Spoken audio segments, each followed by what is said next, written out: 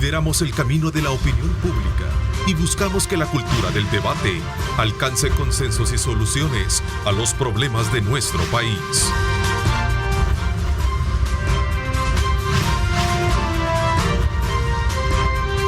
Diálogo con Ernesto López. 6 de la mañana con 31 minutos. Buenos días, El Salvador. Qué placer enorme saludarles, como siempre, a esta hora de la mañana. Agradecemos a Luisa Mayoa que nos dé, desde luego, la oportunidad de estar bien informados desde tempranas horas de la mañana. Y gracias a todos los que integran la familia de Telenoticias 21, Grupo Megavisión, todos nuestros noticieros para poderles llevar a ustedes, desde luego, la información oportuna.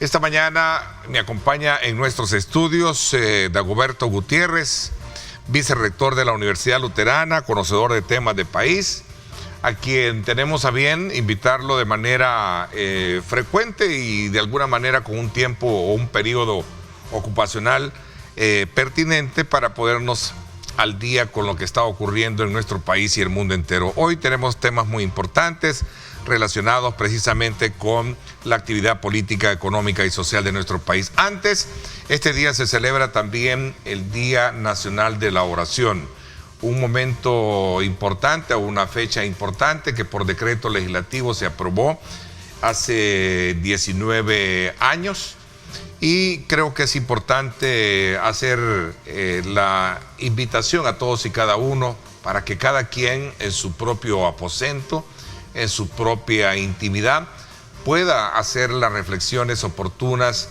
y pedir en oración al Creador ser mejores personas y ser un mejor país y una mejor sociedad.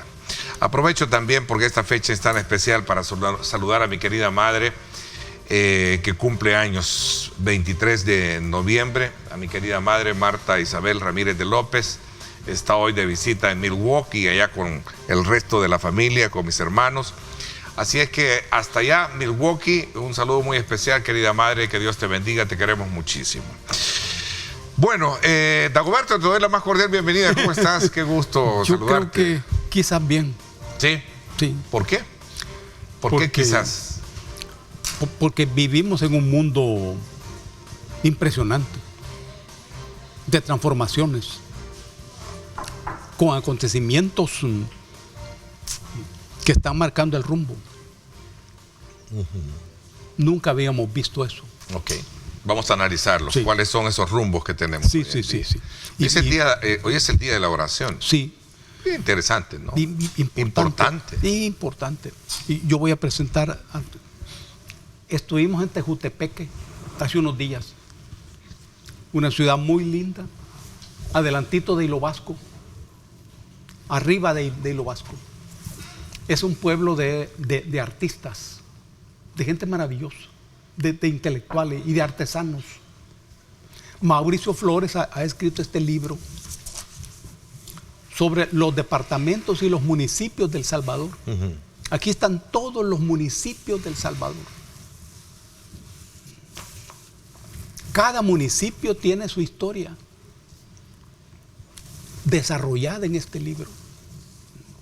Agradecemos a Mauricio Flores este obsequio y llamamos al Ministerio de Educación del gobierno para que haga todo para editar este libro.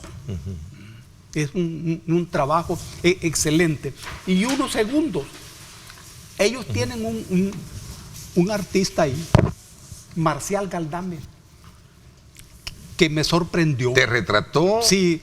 Casi perfectamente. Sí. El Marcial Galdames de repente apareció. ¿Qué técnica? ¿El lápiz? Tiene una técnica. Sí. Grafito. Sí, exacto. Sí, creo que es algo así. Perdón un poco la ignorancia, pero te retrató perfectamente. Todo a mano. Vamos a pedirle una, ¿verdad? Todo a mano, sí. Marcial Galdames. Es impresionante. Saludos especiales a don Marcial Galdames. Saludos. Qué perfecto. Esa es una...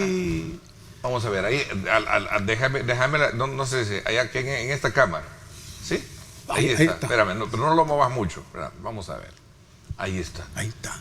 Ya estás perfectamente, como cuando decís, no, Neto. Sí. Es increíble, ¿verdad? Sí. Muchas gracias. Un gran artista. Saludos muy Un especiales. gran artista. Vamos a buscar para que nos retrate también, porque esos retratos no son comunes. Sí. Saludamos ahí a Freddy Arévalo Fortis, a Roxana Rivera, que es una pintora, a Mauricio, a Marcial, a Neto Valle, que es una persona muy importante. Saludamos a la Fabi Cuellar. En Santa Ana se graduó de bachiller. Buen paso, Fabi. Expresamos nuestro pesar por la muerte de doña Zoila América Cárcamo, que falleció. Fue enterrada ayer. Y nuestro pesar a sus hijas y a toda su familia. Expresamos nuestro pesar por la muerte de Eve de Bonafini, dirigente de las Madres de la Plaza de Mayo en Argentina. Figura fuerte, líder del movimiento político en Argentina. Nuestro pesar por la muerte de Pablo Milanés, el artista, que es fruto de la Revolución Cubana. El artista, fruto de la Revolución Cubana. Sabemos que hay un debate en torno a su postura política. No le ignoramos. Ese es otro tema. Sí. Ayer di mi peso. Sí. Para nosotros, Cuba está, y su revolución, en nuestro corazón y en nuestra cabeza. Pero ese es otro tema. Lamentamos la muerte del artista. Entonces... Vaya, hay quienes creen que tú te has capitalizado tu pensamiento, tu ambiente. No. Y amas a Cuba, y amas la revolución en tu corazón. Cuba, la revolución cubana está en nuestro corazón y en nuestro cerebro. Todo pueblo que resiste el embate de un imperio tan funesto como el estadounidense es un pueblo que vale la pena amar y respetar. Eso es Cuba y sus dirigentes. Saludamos la decisión del gobierno ruso de construir en Moscú una plaza con el nombre de Fidel Castro y un monumento a Fidel Castro. Es un reconocimiento a la revolución cubana y al heroico pueblo cubano, y también al talento y a la firmeza de Fidel. Un abrazo a los dirigentes rusos, a Putin, que tomó esa decisión. Bueno, te decía que este día es importante, día de la oración. Ajá. ¿Verdad? ¿Tú crees en Dios, verdad? Sí. Claro. Y es promovido por un grupo de iglesias por decreto legislativo hace 19 años. No estabas en la asamblea tú cuando lo aprobaron. No. Hace 19 años, Sí, hace más. No. Tiene 19 años de haber sido aprobado. Sí. Es importante inculcar, promover valores espirituales, ¿no? En una sociedad como la nuestra, que tú decías, hay cambios, hay rumbos, hay que ver que... Por supuesto. Cuando el homo, nosotros, el Homo sapiens, llega a concebir el Dios, eso expresó un momento importante en el desarrollo de su cerebro, por el nivel de abstracción que eso supuso. Momento importante en el desarrollo de su cerebro. El Homo crea a un Dios, pero realizando dos procesos de inversión, porque en ese proceso el creador se convierte en criatura. Miren la complejidad que ese cerebro produjo. El creador se convierte en criatura. Ese Dios producido se convierte en el creador. Es que nadie produce un Dios débil. Yo produzco un Dios para que me apoye, para que esté cerca de mí, que sea leal a mí. Ese es el proceso de producción del Dios. Ahora bien, ¿y cómo yo me relaciono con ese Dios? Este es el papel de la oración. Esta es la función de la oración. Es, en el fondo, un proceso intelectivo muy importante. Los dioses tienen un sentido práctico. Por ejemplo, los pueblos del Caribe, azotados por los huracanes, su dios se llamó Hurricán, porque era la única manera de dialogar con ese fenómeno que los mataba y les destruía las casas. Entonces, producen un dios que se llama Hurricán. De ahí viene la palabra huracán. La oración tiene justamente esa función. Vos dialogás con el Dios. Tiene en el curso de la historia un peso político. Todos hemos de practicar esa oración. No solo en los momentos de angustia, ni en los momentos de debilidad. De manera permanente. Y yo creo que no siempre la oración tiene un sentido religioso, sino humano, muy humano. Exacto. Solo nosotros somos el único animal que trabaja la oración. Los otros animales no, porque no tienen Dios. Eso somos nosotros. Exacto. La oración no debe de tener etiqueta de religión, sino de convicción, de fe. Exactamente. De interior. De fortalecimiento. Eso puede hacer mejor a una sociedad. Y la sociedad somos los seres humanos. Y por eso tú comenzaste con el tema. Exactamente. La sociedad hoy es la sociedad humana. Los otros animales también tienen sociedad, pero basada en los códigos biológicos. Por ejemplo, un hormiguero es una sociedad que funciona maravillosamente, pero sin las pulsiones que nos mueven y nos conmueven a nosotros. Por ejemplo, la pulsión del poder. Ellos no tienen eso. En las comunidades primitivas, muy primitivas, había religión, pero no había Dios. Porque el aparecimiento del Dios ya expresa un momento de jerarquía, porque todo Dios tiene que ser poderoso. Mira la lógica, tiene que ser poderoso.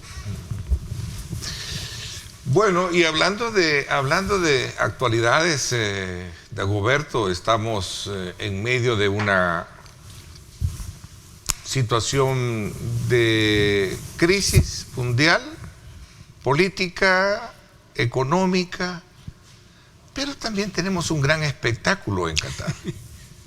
Y digo espectáculo deportivo. Es cierto. No sé si lo llamo muy bien. O sea, más que mundial es un espectáculo. Yo creo que has usado bien la figura. Porque en una primera mirada, lo que está ocurriendo en Qatar es una fiesta del deporte. Pero en una mirada más detenida, es el reino del espectáculo. El más caro que uno haya podido imaginarse. Envuelto en opulencia, porque sí claro, hay opulencia ahí. Los que saben de esto dicen que ahí se está gastando más de 220 mil millones de dólares. Los 2 campeonatos mundiales de fútbol gastaron, dicen estos mismos especialistas, un poco más de 14 mil millones. ¿Y eso dinamizará la economía en medio de una crisis que nos venden o realmente viene a debilitar más la economía? Sí. No lo sé. Lo que uno sabe de manera inmediata es que se trata de un espectáculo. Y aquí ya hay, en primera instancia, una relación tensa entre el deporte y el espectáculo. Lo que hay en Qatar, ¿es fiesta del deporte o es una fiesta del espectáculo? La Ley General de Deporte definió en su momento el deporte como una actividad al servicio del desarrollo material y espiritual del ser humano. Así lo definía la ley. Ahora, ¿y lo que hay en Qatar tiene que ver con eso o tiene que ver con los negocios inimaginables? Hay que saber que Qatar es un pequeño país de 11,000 kilómetros cuadrados con 350,000 cataríes, pero con una población de cerca de 4 millones de personas, todos emigrantes, todos emigrantes. La población catarí es de 350,000 personas, más o menos, 11,000 kilómetros cuadrados, pero lleno de petróleo y de gas, Allí, en el Golfo Pérsico, donde está Qatar, están ocurriendo acontecimientos políticos trascendentales. Se está destruyendo el dominio que Europa siempre tuvo sobre esas tierras y el dominio que Washington ha tenido hasta hoy. Qatar es amigo de Irán, que está enfrente, que es un gran país muy claro, fuerte, muy fuerte. Han sido enemigos siempre, hoy son amigos.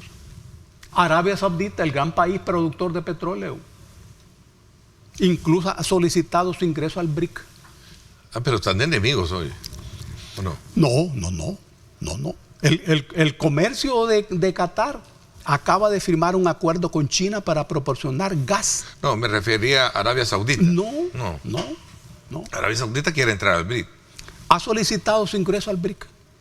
BRIC es la forma como se llama la expresión política y económica de Eurasia. Sí, la nueva...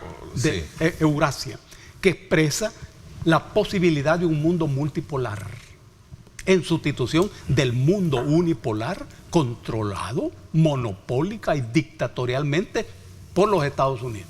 ¿Qué es lo que está cayendo? Es lo que está cayendo. Y esto es lo que está subiendo. Países como nosotros tenemos que olfatear.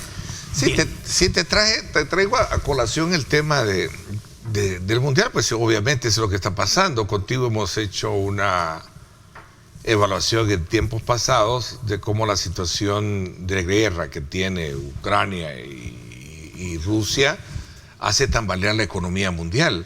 Pero hoy parece ser que eso que nos tenía enfocado en primera instancia ha pasado a un segundo tema. Ahora estamos más pensando quién va a ganar en ese partido entre México y Argentina, que por cierto perdió Argentina, ¿no? O sea, imagínate, así está el mundo. Sí. Ese es el mundo que tenemos hoy. Exactamente. Aquí uno debe pensar en lo que pensaba Confucio de los chinos. ¿Sí? En lo malo también habita lo bueno. Ok. Normalmente se piensa que los acontecimientos en Ucrania, que no es ninguna guerra entre Rusia y Ucrania, ni ninguna guerra entre Rusia y Europa, ¿no? Es una confrontación entre Eurasia y Occidente.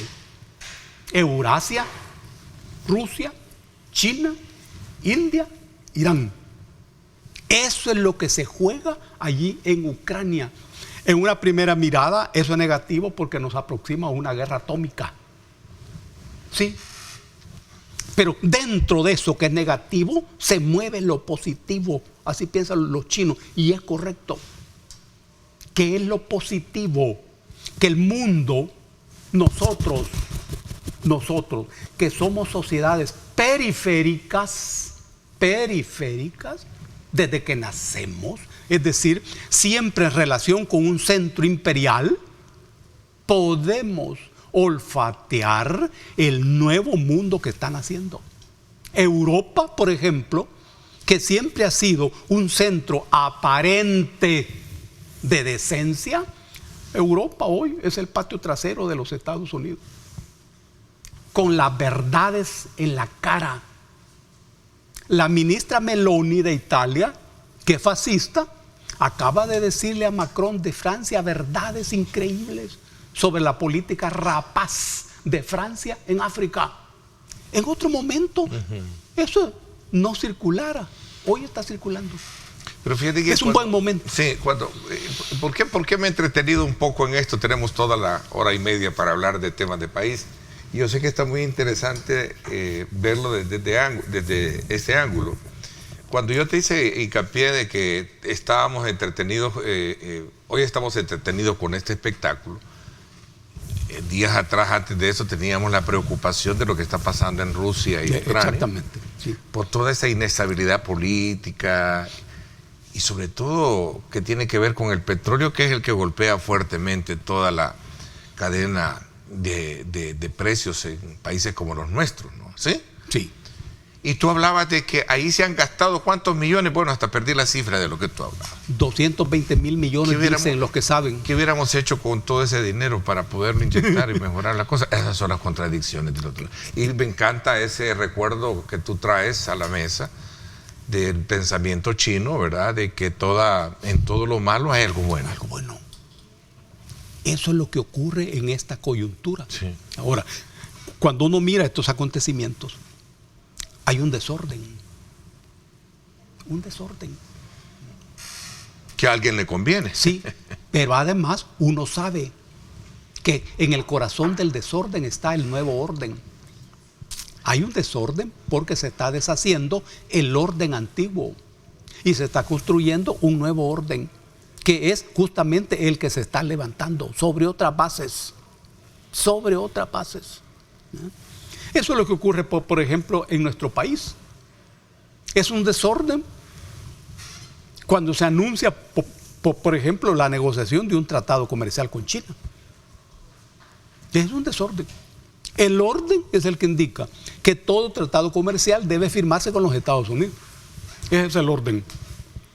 Bueno, entonces aquí hay un desorden. China anuncia la firma de un tratado comercial. El inicio de la negociación de ese tratado comercial. Es desorden.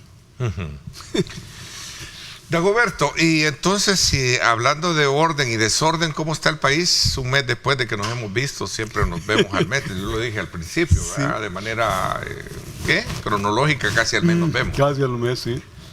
¿Está ordenado? ¿Tenemos orden? El país, siguiendo esta lógica que hemos iniciado, sufre un momento de desorden. Que siempre el desorden anuncia un nuevo orden. El orden no se sustituye apoyándose en el orden mismo. Nunca, nunca. El orden se sustituye apoyándose en el desorden. La misma palabra quiere decir fuera del orden. Veamos. El orden dice que los partidos políticos son el único instrumento para el ejercicio de la representación del pueblo dentro del gobierno. Así dice el orden. Bueno, pero en este momento no hay partidos políticos. ¿Y qué les pasó? El pueblo les voló la cabeza. No hay ninguna represión, no. Todo eso ha ocurrido en las urnas. Ahí hay un desorden. La Constitución dice que los partidos son los dueños del aparato del Estado. Pero viene el pueblo y no toma en cuenta lo que dice la Constitución y les vuela la cabeza. Todo el régimen está basado en los partidos. Ese es el orden establecido. Ahí hay un desorden. 2. El régimen político se basa dentro del orden en los partidos políticos. Pero al no haber partidos políticos, el régimen está en el aire. Y a meses de la elección presidencial, Dagoberto, perdona que te interrumpa esa proyección que estás haciendo, ese análisis. A meses de entrar a una elección presidencial, ¿será que van a haber candidatos presidenciales? Tercer elemento de desorden. Normalmente en una campaña electoral juegan los candidatos. Una candidatura es una construcción ideológica. La candidatura es una especie de coraza de acero que sirve para ocultar a la persona real. El ser humano que vota, vota por un candidato, pero no vota por la persona real. Quien asume el cargo no es el candidato, es la persona. Y esa persona no se ha comprometido con nadie. El que se ha comprometido es el candidato. Es un mecanismo fino, perverso. Muy perverso. Bueno, pero en este momento, como una expresión del desorden, ¿quiénes van a ser los candidatos?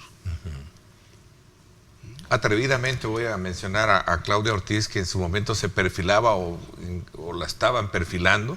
Ella hizo aclaraciones pertinentes y aún más, creo que esta semana hizo una acotación directa en decir de que ella está más interesada en una reelección a un periodo legislativo más, porque aporta más que estar pensando en una elección presidencial. Te hago esta pregunta porque al final tú hablas de la descomposición de los partidos políticos. Ahí hablaste, sí. Ahí comenzaste, ¿cierto? Sí. Entonces, si digo yo, bueno, si hay una descomposición de partidos políticos y si tenemos un escenario político de esta naturaleza próximo a la elección y a la decisión del presidente de buscar participar por una reelección, si es que la población se lo da, que me da la impresión que será así porque los números ahí están, pero así será la población. Exactamente. Me pregunto, ¿y entonces quién más puede competir en este escenario? ¿Ve qué situación de desorden? La Claudita es muy inteligente. Sabrá tomar a su momento la decisión más inteligente. Ojalá que sea la mejor decisión. Algo se ha anunciado de eso. Pero ahí hay un desorden. Otro elemento de desorden. Ahora, el presidente de la República tiene la popularidad, tiene acontecimientos que le anteceden a una realidad de país que le pueden dar fácilmente, allá hay una discusión jurídica ya que se quede, pero que fácilmente la población, entiendo, y eso recojo de la población. Exactamente. Estar satisfecho con la gestión de él y que le pueden dar el otro periodo para que él continúe, ¿no? Nayib tiene la popularidad suficiente. Sí. La popularidad. Debe saber demostrar ante la gente que además de tener popularidad, es popular. Esas son dos figuras muy diferentes y muy importantes. La popularidad es una construcción ideológica. Yo tengo popularidad cuando salgo en la televisión, en los diarios, en la radio todos los días. Por ejemplo, los futbolistas. Pero ¿eso me hace popular? No. Yo soy popular cuando estoy comprometido con los intereses de la mayoría, de los pobres, de los humildes. Eso me hace popular. Es decir, que yo puedo tener popularidad sin ser popular. Y puedo ser popular sin tener popularidad. La clave del gobierno y de Nayib es que la gente sepa que además de tener popularidad expresada en las encuestas, es popular. Es decir, que trabaja directamente para los intereses de la gente. Su comida, su dormida, su salario, su trabajo, su educación. Ese es el interés de la gente. Es muy importante la obra física, el viaducto que estás anunciando y los pasos a doble nivel que estás haciendo, Nayib. Ese es muy importante, pero la clave de la política, que no se te olvide, es el ser humano. Ese es el arte. Ok, te decía que sin pretender en algún momento tocar las fibras sensibles de muchos que creen que a lo mejor cuando se hacen estos análisis se hacen a favor o en contra. Bueno, al final cada quien tiene su licencia de pensar, pero lo que yo estoy planteando acá es el hecho de que anteceden una popularidad que la muestran las encuestas. Sí, abundantemente. Uno, acontecimientos que a lo largo de la historia nunca fueron resueltos y fueron la piedra más grande que ha venido soportando el pueblo, que ha sido el tema de la inseguridad. Si bien es cierto, no está resuelta en un 100%, no, pero hay un avance importante que no se puede invisibilizar. Por supuesto.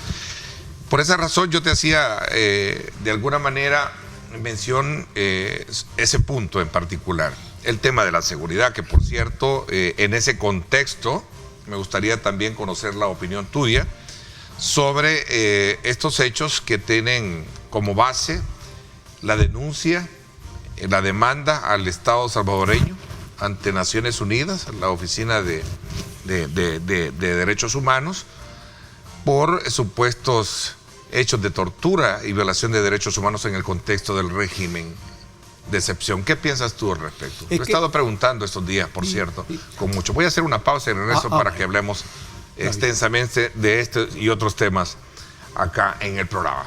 7 de la mañana con 1 minuto. Gracias por estar con nosotros.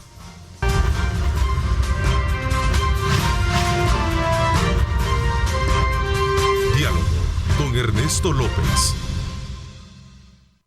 Gracias nuevamente por estar con nosotros. Estamos conversando con Dagoberto Gutiérrez esta mañana y agradezco la infinita cantidad de mensajes que nos están enviando ustedes a través de nuestras redes sociales y especialmente nuestra señal en Facebook, en vivo. Ahí están. Vamos a ir poco a poco introduciendo algunos puntos que ustedes están mencionando en el análisis que tenemos esta mañana.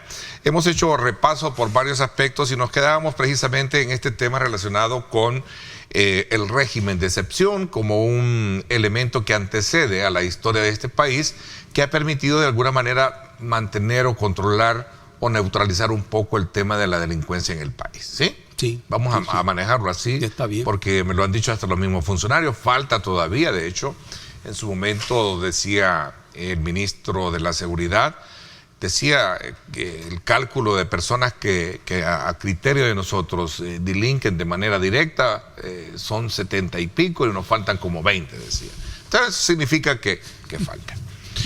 Pero paralelo a esto hay organismos, hay personas que están demandando al Estado en organismos internacionales como Naciones Unidas y la Oficina de Derechos Humanos por violaciones de derechos humanos y temas de tortura en el país. Esto ya fue negado por el gobierno de la República. ¿Pero qué piensas tú al respecto? Hay una pregunta que conviene hacer. ¿Por qué hay una guerra política en contra del gobierno? ¿Qué está haciendo el gobierno y qué expresa el gobierno para concitar la mayor resistencia vista hasta ahora de poderes locales y poderes internacionales?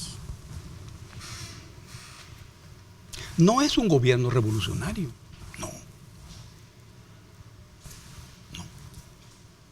no está haciendo transformaciones profundas del poder, que eso es una revolución, tampoco. ¿Y cuál es la razón? Hay que buscarla en la historia de nuestro país. La historia que empieza allá en la década del 70 del siglo antepasado con Rafael Saldívar, cuando se empezaron a destruir los ejidos y las tierras comunales que habían dejado los españoles para sembrar café. Allá había un desarrollo de la economía oligárquica y habían ya elementos de una economía capitalista, pero burguesa. Ese mismo tema se expresa en la lucha de Gerardo Barrios, a quienes mataron. ¿A quién mataron? Allá en 1855, el 29 de agosto. En la muerte de Manuel Enrique Araujo en 1913. En los acontecimientos de 1932. En la guerra popular de 20 años. ¿Qué es lo que te expresaba ahí? La confrontación entre un capitalismo oligárquico y un capitalismo burgués. Esa es la mayor confrontación en nuestra historia. Sangrienta. Ojo, sangrienta. ¿Qué es lo que está haciendo el gobierno actual? Eso. Trabajando para montar un capitalismo no oligárquico, sino burgués.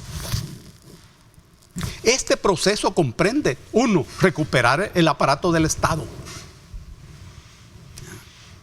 que hasta ahora el Estado ha sido instrumento del mercado dentro de la filosofía política del neoliberalismo. Dos, volver a ese aparato del Estado eficiente. Claro. Y en esto el gobierno choca con lo que se llama burocracia. que es un poder hasta cierto punto independiente de la clase dominante que controla el aparato del Estado. Mientras el gobierno tiene una guerra contra la delincuencia, otros le hacen la guerra política a él. Así lo definiste. Sí. 3. La guerra contra el capital de la pandilla. La primera línea de importancia de esa guerra es la económica, porque la pandilla expresa un capital delictivo. Sí, inmenso capital. Inmenso capital. Esta guerra rompe ese poder económico. Ojo, esta primera línea de esa guerra es reconocida y respaldada por el mismo capital oligárquico y por el naciente capital burgués en el país. Naciente. La burguesía siempre ha sido mínima, balbuceante en el país. Y eso explica el atraso del país. Atraso en términos capitalistas. No tenemos ciencia, no tenemos tecnología. Y lo más ofensivo del poder oligárquico es haber sumido a nuestro país en el atraso científico y teórico que nosotros adolecemos. Eso es lo más ofensivo. Que roben del Estado, que se hagan ricos, está bien. Pero hay que sacar al país del hoyo científico. Ahora, si yo monto un capitalismo burgués, necesito ciencia y tecnología. Y crear una nueva clase burguesa. ¿Estas demandas tienen razón o no tienen razón entonces? Tienen razón histórica, peso histórico. De cometerse tortura o violaciones de derechos. Ahora, la guerra actual se llama guerra social. Esa es su naturaleza. Es la sexta guerra en nuestra historia. Desde la primera guerra en 1524, cuando nos invadieron por el río Paz y nos derrotaron y nos quitaron 3 cosas: el idioma, la religión y el derecho. Y los invasores impusieron todo eso. Hasta la guerra actual, que es guerra social, es la guerra contra las pandillas. Y guerra contra ese capital. Claro, para eso se necesita el régimen de excepción. Jurídicamente, el régimen de excepción es una figura fea. Jurídicamente. Más de un autor considera que en el régimen de excepción es donde se define quién es el soberano. Nosotros, en la Constitución, se dice que el soberano es el Estado y no el pueblo. Al pueblo se le dice que la soberanía reside en el pueblo, que uno no sabe qué dianche significa eso. El Salvador es un Estado soberano, se dice. Muy bien. Muy bien. Esa guerra tiene 2 rostros. 1, el rostro represivo.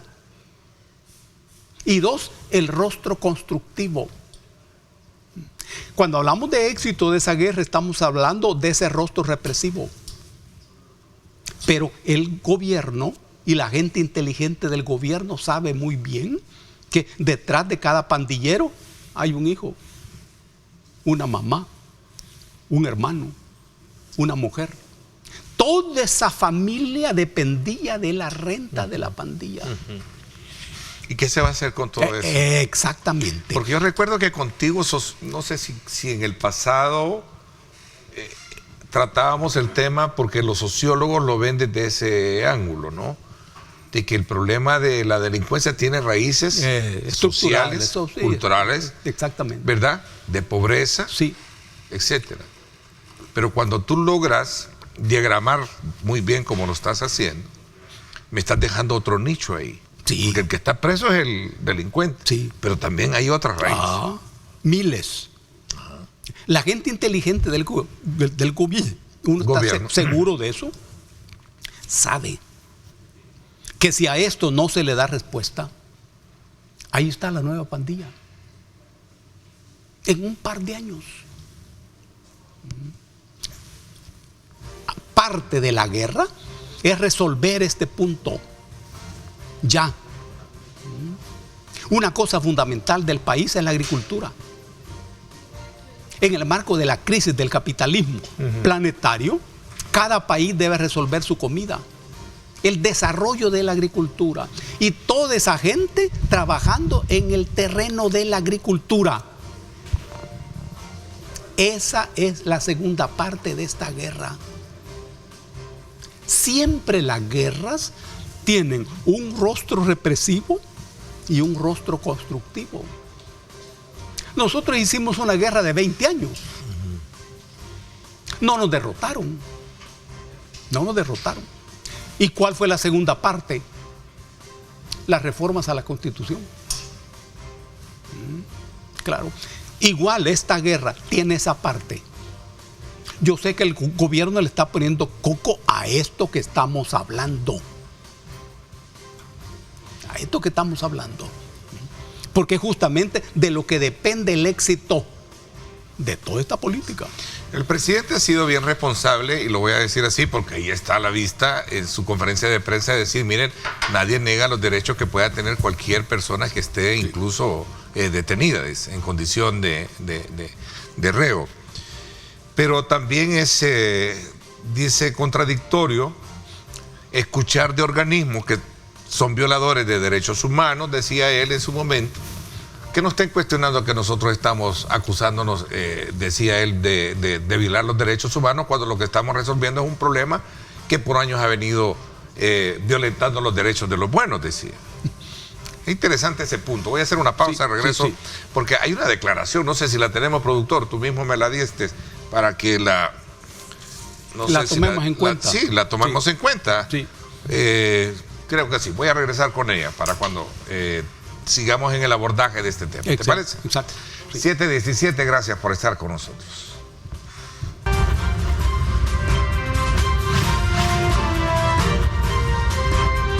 Diálogo con Ernesto López. Gracias nuevamente por estar con nosotros. A ver, Dagoberto, nos habíamos quedado en ese otro punto importante de lo que veníamos hablando, sobre lo que significa realmente estar en el ojo de organismos internacionales, sí, a la base también de lo que en su momento el presidente expresaba. No sé si tenemos ahí unas declaraciones que dio en su momento, y decía, uno piensa que estos organismos internacionales son pulcros y ve a la OEA y a la ONU y piensan que esta gente es correcta, pero las cosas no son como las pintan. Dice, la comunidad internacional es hipócrita. Son palabras mayores, ¿no?, que en su momento dijera, producto de la misma razón de la cual se le estaba viendo que el gobierno estaba violentando algunos derechos, pero estaba golpeando fuertemente el tema delincuencial. Eso que dicen allí. Y la corrupción. Eso que dicen allí expresa lo que está ocurriendo en el mundo en este momento. Aparatos de consabido reconocimiento internacional, como por ejemplo la figura de la comunidad internacional, hoy no lo son. Se acabó eso, se acabó esa aparente respetabilidad. Y cualquiera se pregunta, bueno, ¿y qué es eso de la comunidad internacional? ¿Y quiénes son de la comunidad internacional? Generalmente es Europa quien habla de la comunidad internacional. Generalmente son los Estados Unidos. Y son los países fuertes. Y siempre esos países fuertes, en nombre de esa comunidad internacional, aplastan a los países débiles. Esto nunca se había dicho. Y que lo diga un presidente, eso es muy importante. La referencia a la ONU y la referencia a la OEA también es muy importante. Porque en el mundo actual se necesita y se está construyendo precisamente un nuevo orden internacional. Eso es lo que se está construyendo. Ahora, lo que ocurre indica lo completo de la pelea. Se está poniendo toda la carne en el asador. Y los bloques y los grupos que en nuestro país se enfrentan al gobierno están gastando todos los recursos. Y yo creo que hacen bien. Esa es su cabeza, ese es su pensamiento y tienen derecho a hacerlo. Acuden a todas estas declaraciones, al juego de los derechos humanos, a los organismos internacionales. Está bien. Ahora, eso, nada de eso les resuelve el punto neural de la coyuntura. Y el punto neural es ¿qué es lo que dice la gente?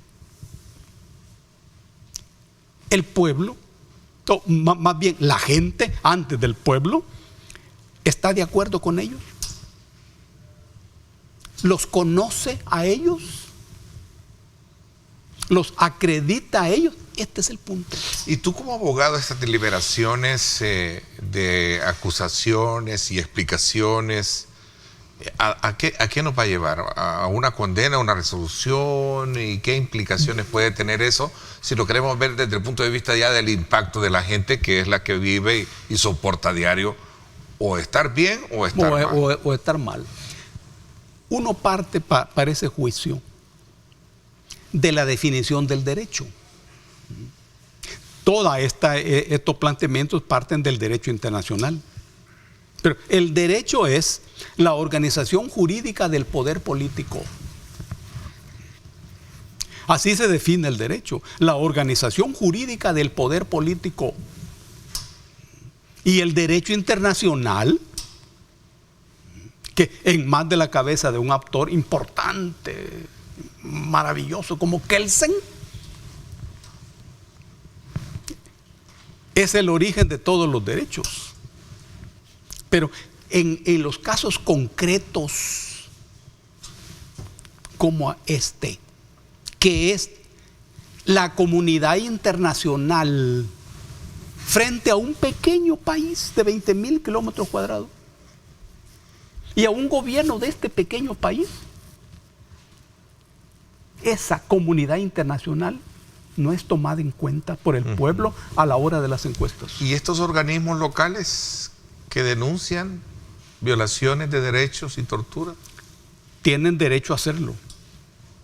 Y el gobierno tiene la necesidad de ejercer la mayor sensibilidad ante lo que estos organismos dicen, para demostrar que no es cierto sus señalamientos. El gobierno debe saber que se trata de una pelea ideológica. Y las peleas ideológicas se dan metro a metro, milímetro a milímetro y centímetro a centímetro. La ideología es el corazón de la política. La gente del gobierno no debe ignorar eso. Que el hecho de que todos los días el diario de hoy haga su trabajo, ¿qué es lo que hace el diario de hoy? Su trabajo requiere una respuesta milimétrica. En nada de eso hay que guardar silencio. Hay que aprender de lo que ocurre en el plano del planeta. Ningún señalamiento queda sin respuesta. Ningún señalamiento. La pelea ideológica es esa. Si yo pierdo la pelea ideológica, pierdo todo lo demás. El gobierno me parece que necesita afilar el lápiz en ese terreno y pelear bien en todos los terrenos, incluido el ideológico. En esto de las acusaciones de los organismos internacionales, hay eso. Una pelea ideológica. Decir cuál es tu postura, acompañas, abrazas a esa población, no te casas con eso. No. No. Es que el régimen de excepción tiene una naturaleza política tal que es justamente la facultad del Estado para suspender las garantías, como dice textualmente la Constitución, para quitar derechos.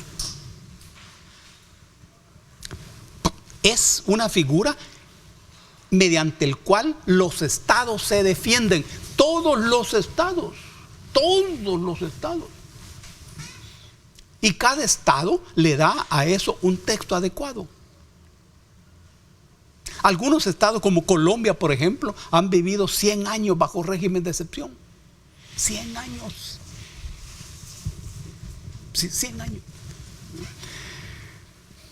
La aprobación del régimen de excepción una y otra vez por la Asamblea Legislativa no depende de la Constitución. La Constitución es un conjunto de reglas en donde no está el juego. El juego que se juega con esas reglas. ¿De qué depende que se apruebe una y otra vez el régimen de excepción? No de la Constitución, sino de la correlación de fuerzas. Yo apruebo el régimen de excepción si tengo los votos necesarios para aprobarlo. Muy bien.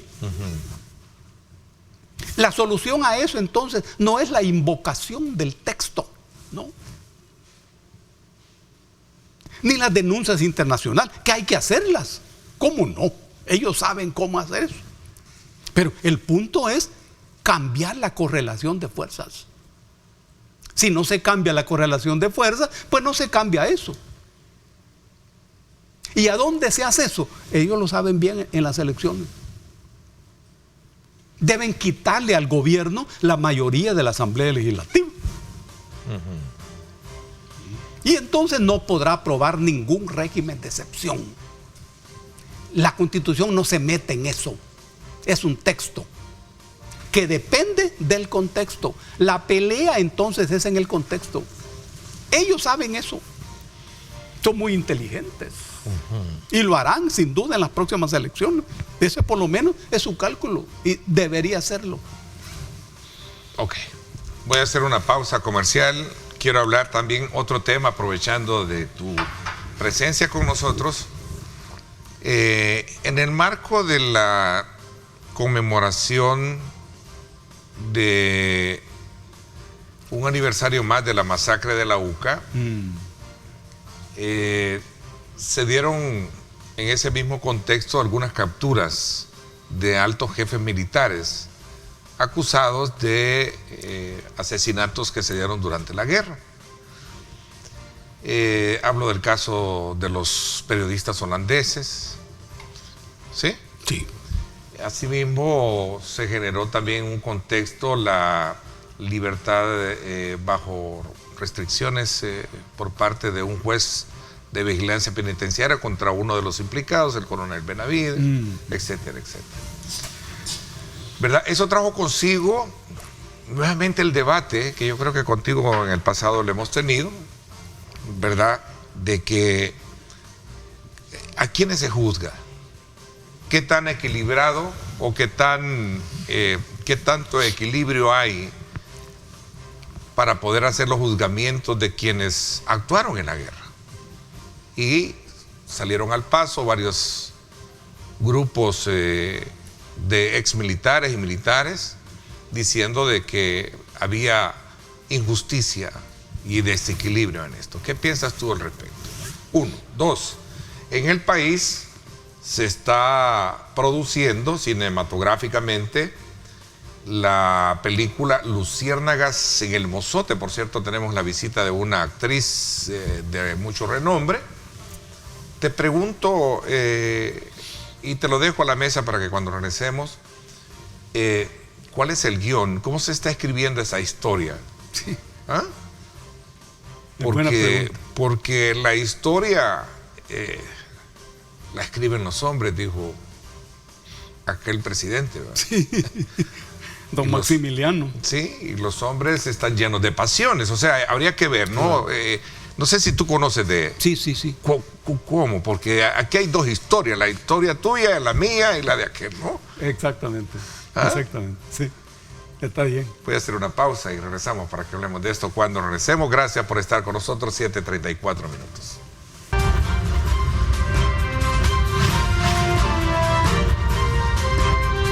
Diálogo con Ernesto López.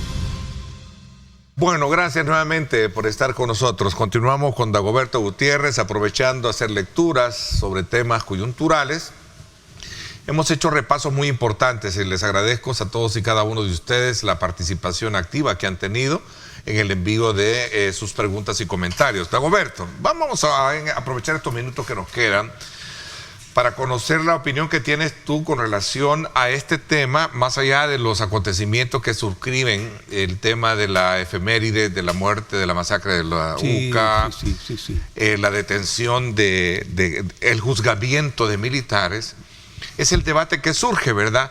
¿Qué tanto equilibrio hay en esto? Porque no solo estos cometieron atropellos, pero también del lado del cual tú estuviste en el frente de guerra, hubo quienes también cometieron crímenes. Sí. Pero muy pocos se ven. Y no es mi intención llevar el caso de que se juzguen a los que no se han llevado, sino recojo solamente interlocutoriamente lo que se está llevando a cabo en este debate.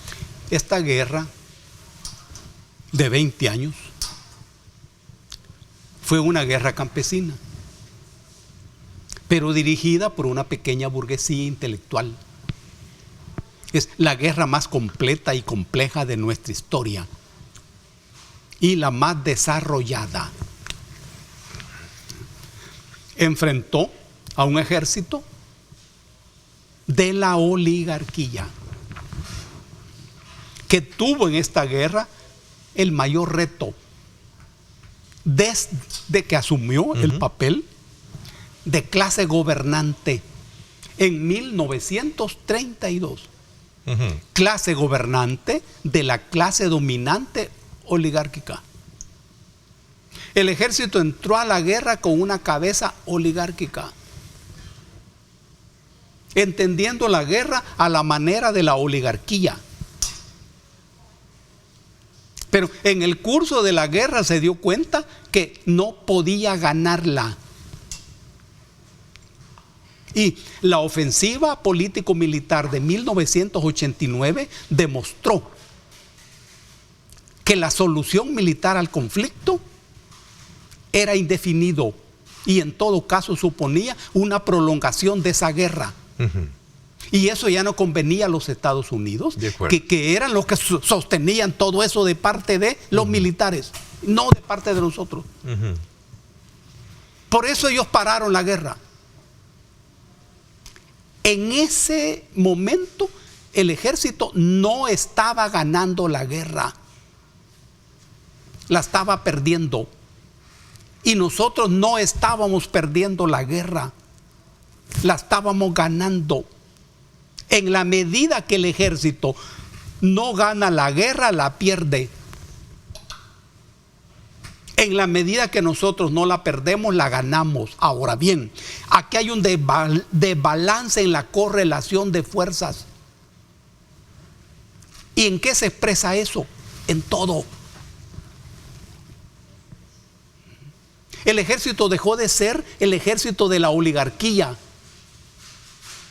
En ese momento los oligarcas dijeron: los militares no nos sirven. No sirven para nada. Cada oficial nos cuesta tanto, un coronel nos cuesta tanto, un capitán nos cuesta tanto y no sirven para nada. Hay que disolverlo. Oligarcas. Entonces pasó todo lo que pasó. Hay un informe de la Comisión de la Verdad donde se establece que el 90% de las violaciones a los derechos humanos es atribuido al ejército. Pero otros no creen en eso. Sí. El otro lado no cree en eso, porque es una versión mal contada o contada. No, Por lo que te traslado lo de ellos. Correcto. Ese es un documento oficial de una comisión internacional de juristas internacionales. Sí. Y por eso he sido responsable en el programa de preguntarte exactamente qué tan equilibrado desde tu perspectiva a la opinión de otros, está haciendo todo este juzgamiento. Sí. 36 años después, ¿por cuántos años son? Más de 30 años. Es una gran experiencia para el ejército salvadoreño y para todos los ejércitos. En Argentina, en donde Jorge Rafael Videla dirigió el golpe de Estado de 1986, a la hora de juzgarlo, ahí en Buenos Aires se dijo, pero el general Videla tiene más de 80 años, hay que liberarlo. No, los jueces no le concedieron eso al ejército de Argentina. Ahí se fue Macera, ahí se fue Menéndez y otras figuras represivas. Perdieron. Lo mismo ocurre aquí. Hay que darse cuenta que de parte de la antigua guerrilla no hay ninguna persecución, que es legal. Persecución legal. Son los perdedores de la guerra. Siempre que uno pierde una guerra, hay consecuencias. Recojo otros elementos de ese debate que hay. Fíjate cómo lo menciono y acoto esto para que, de ese debate que hay.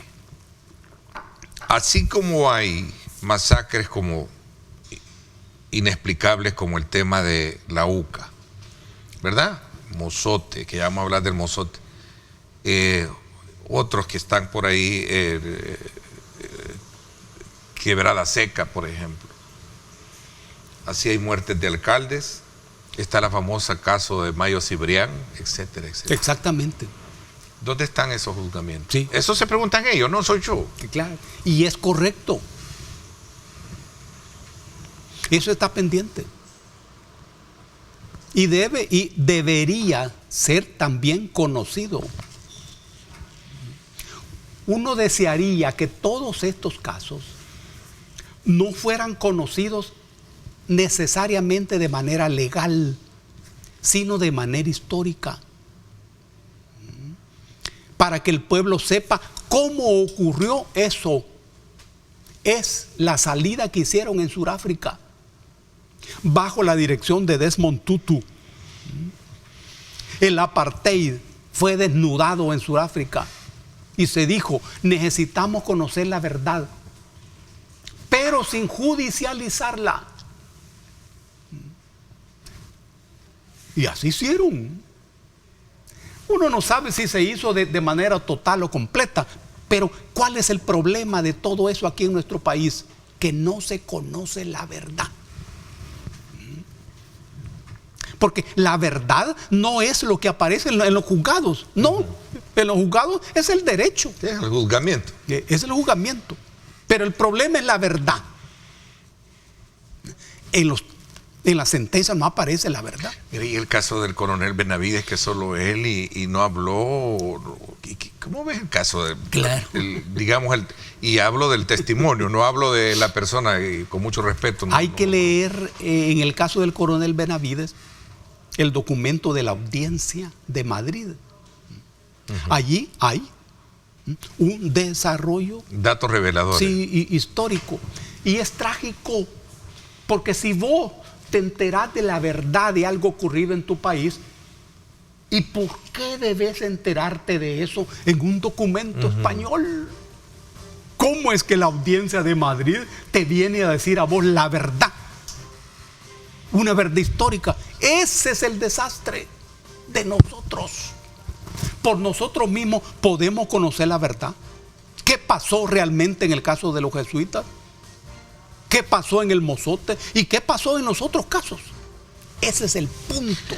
Porque yo entiendo mucho y he tenido las dos partes, las dos caras de la moneda, ¿verdad? Y estuvo conmigo el licenciado Cienfuegos, hubo que son abogados o conocedores o mejor dicho, del lado de los militares. Y ellos, de alguna manera, lo que están viendo es un desequilibrio, una injusticia en llevar a tribunales a personas, en este caso hablan ya de personas adultas con cierta cantidad de años, pero que también no ven del otro lado de situaciones que también tuvieron implicaciones de esa naturaleza en los tribunales de justicia no lo ven. Y yo por eso lo traslado de manera muy equilibrada. Es correcto, es correcto. ¿Quién ganó la guerra? ¿Quién la perdió?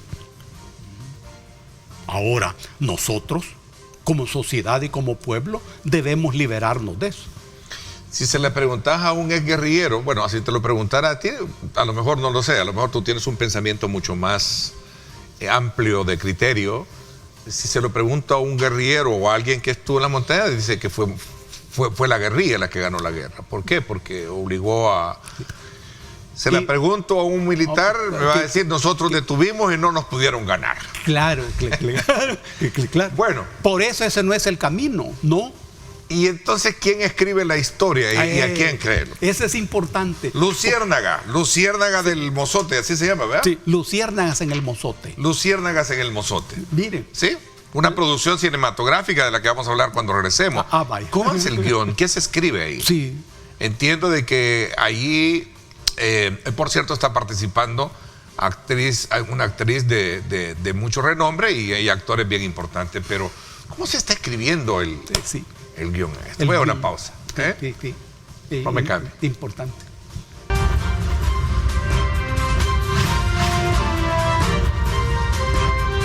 Diálogo con Ernesto López.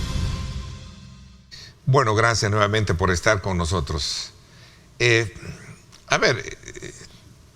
Llegas a la conclusión en la que tú crees que sí debe de conocerse la verdad de ambos lados. Debe de haber justicia por ambos lados. Sí. No debe de verse esto como un desequilibrio de atención a casos que solamente involucran a militares, sino que debe de ser parejo. Claro. Entiendo que ese es el resumen que me das. Y estos espacios son muy importantes para hablar de eso. Por eso saludo a Óscar Antonio Safi, de la empresa. A don Óscar, a don Óscar, porque se facilita. Don Óscar, digo, ahí está pendiente. Sí. Ahí me regaña que llega tarde el trabajo, dice, ¿por qué? Por estar viendo el programa. A hablar de esto y explicar estas cosas. Sí. ¿Qué es lo que está en juego aquí? ¿La historia o la memoria? La historia es un viaje al pasado en busca de la verdad. La memoria es un viaje al pasado, pero apoyado en el recuerdo. Apoyado en el recuerdo. Los pueblos tenemos problemas con la historia, no con la memoria. Porque los pueblos hacemos la historia, pero no la escribimos. La escriben los poderosos. Para empezar, los que tienen el poder de escribir. Que ese es un poder. Es un poder. Ellos escriben la historia. De lo que estamos hablando de historia y también de memoria. La memoria es el poder de la gente. Hay una llave allí que se llama olvido. El olvido es parte de la memoria. No niega la memoria, la presupone. Yo olvido las cosas que me hieren, que me ofenden, que me humillan. Y las pongo en un cofre y le echo llave. Pero eso no ha desaparecido. La clave en estas cosas es la memoria. ¿Qué es lo que está presente en el caso de Luciérnagas en el Mozote? ¿La historia o la memoria? Ese es un trabajo de Susana Barrera. Hace años ella me obsequió eso y ahí lo tengo. O sea que la película que están rodando, sí, así es, ¿verdad? Creo que sí. Sí. Está, digamos, inspirada en el libro de Susana Barrera, que por cierto, un saludo para ella, fue compañera mía en la universidad. En la universidad, fuimos compañeros. Bueno. Ella escribió el libro Luciérnagas en el Mozote. Luciérnagas en el Mozote. ¿Y será el mismo guión que se estará llevando a cabo? Es la gran pregunta. Eso es lo que uno no sabe. Voy a invitarla, si me está viendo, la voy a invitar la invito al programa, que se comunique conmigo, porque no tengo el contacto de... Yo leí todo esto en el diario con mucho interés, pero no vi el nombre ahí de Susana. Por eso me llama la atención, es cierto, y tienes toda la razón. Sí. No, es nuevo lo que me dices a mí, en ese contexto. Claro. Uno sabe que las películas no se basan exactamente en los libros, sino en los guiones. Sí. Hay un personaje que escribe lo que se llama guión, que es como otro libro. Ahí están los diálogos y las secuencias en lo que se basa una película. Eso lo sabe uno. Sí, no sé si como productor está el Chinito también, mi buen amigo el Chino. Sí. Uno piensa que no pueden ignorar el trabajo de Susana, pero uno no sabe cómo está eso. Es un episodio histórico justamente, una gran lección para el pueblo y también para el ejército. Los hechos del Mozote no son hechos militares, en donde uno puede decir, ese coronel tiene una gran capacidad militar. No. Uno sabe que ahí se elevó la figura de un militar cuyo nombre aparecía o aparece todavía en la escuela militar. Que me escapa el nombre del oficial. Pero no es acción militar eso. Es la matanza de la población civil que está de acuerdo con la filosofía de los gringos en ese momento, que consistía en quitarle el agua al pez, aplicado en Vietnam. Es matar a la población civil. Eso es lo que hicieron allí. Eso no tiene ningún valor militar. Años después, eso está vivo. Y hay gente que está siendo juzgada por eso. ¿Qué valor militar tiene matar a los campesinos? Ninguna. Otra cosa es cuando militarmente se combate y se vence al otro. Allí no se puede matar al prisionero. Esa es parte del derecho internacional. Al prisionero se le respeta la vida. Es prisionero. Sí, se ha rendido, ha entregado las armas. Pero saber cuál va a ser, digamos, al final, como te repito, me llama la atención porque se está dando en el contexto de lo que estamos hablando, pues, ¿verdad? ¿Cómo se escribe la historia? ¿Cómo se escribe la historia? ¿Y a quién se responsabiliza de los...? Exactamente. Uno no sabe si los cineastas están obligados a respetar la historia o no. Más bien pienso que no. Y pienso que no. Cuando uno ve la película Los 10 Mandamientos, por ejemplo, aparece Nefertiti como la mujer del faraón en ese momento. La historia dice otra cosa. Nefertiti es la esposa de Amenhotep, de Akenatón, el faraón egipcio que estableció el monoteísmo antes de este otro episodio. Pero esa es la historia. Las películas entiendo que no tiene que ceñirse rigurosamente a la historia. Por eso cuando aparece Luciérnagas en el Mozote, que es parte de la historia tensa de nosotros, y uno sabe que ese título es de ese trabajo de Susana, es bueno que hables con Susana. Sí, te voy a invitar. La verdad que no tenía... Pero si es parte de la inspiración, qué bueno, si así es, ¿verdad? Pero tú dices que viste la información y no viste crédito en ella, ¿no? No vi mención de Susana. A lo mejor a alguien se le olvidó, a saber, es bueno hablar con ella.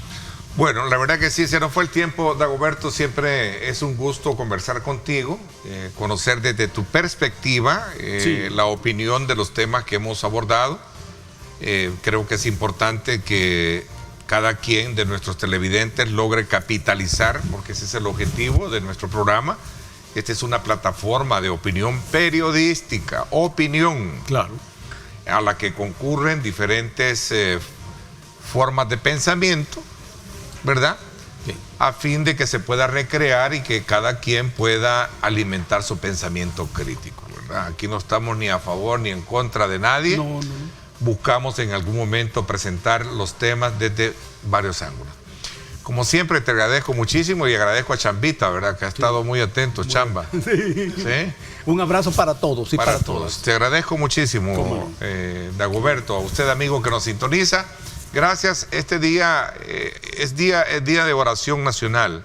Cada quien desde su aposento, desde su propia intimidad, eleve esa comunicación con el Creador, para lograr encontrarse uno mismo con esa realidad. Gracias. Por mi parte, esto es todo por hoy. Pásenla bien y como siempre, nunca olviden, ¿verdad? Amar a Dios sobre todas las cosas.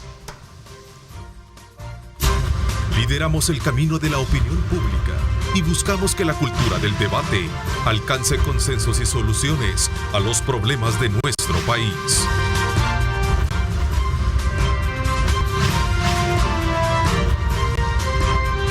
Diálogo con Ernesto López.